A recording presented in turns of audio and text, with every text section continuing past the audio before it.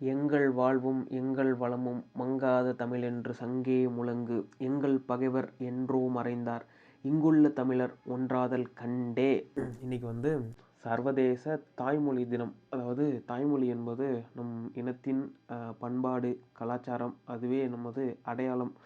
எகிப்து பிரமிடில் பார்த்தீங்கன்னா சிகைக்கோற்றன் அப்படின்ட்டு தமிழகத்திலிருந்து வணிகம் செய்த ஒருவரின் பெயர். அயோத்திதாச பண்டிதர் அப்படிங்கிறவருடைய தாத்தா தான் வந்து ஓலைச்சுவடிகளில் எழுதப்பட்ட திருக்குறள் இருக்குல்ல, அதை வந்து எதிரிங்கள்கிட்ட இருந்து காப்பாற்றி பத்திரமா வச்சு இப்போ நம்ம வந்து எல்லாருக்கும் வந்து வழங்கியிருக்காங்க. எதுக்காக சொல்கிறேன் அப்படின்னா, நம்ம அடுத்த தலைமுறைக்கு வந்து நம்ம தாய்மொழியை கடத்தணும் அப்படிங்கிற நோக்கத்தோடு தான் இவ்வளோ சிரமப்பட்டு எல்லாத்தையும் வந்து அடுத்த தலைமுறை கொடுத்துருக்காங்க.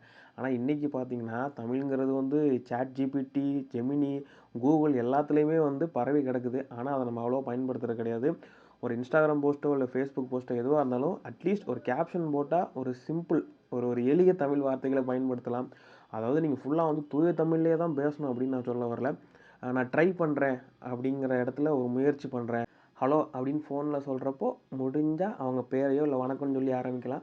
ஸோ வந்து இத்தனை ஆண்டு காலமாக இவ்வளோ பேர் வந்து போராடி பெற்ற நம்ம மொழி உரிமை, நம்ம பேசிய மொழி, கல் தோன்றி மண் தோன்றா காலத்தே முன் தோன்றிய மூத்த குடி தமிழ் குடி அல்லவா.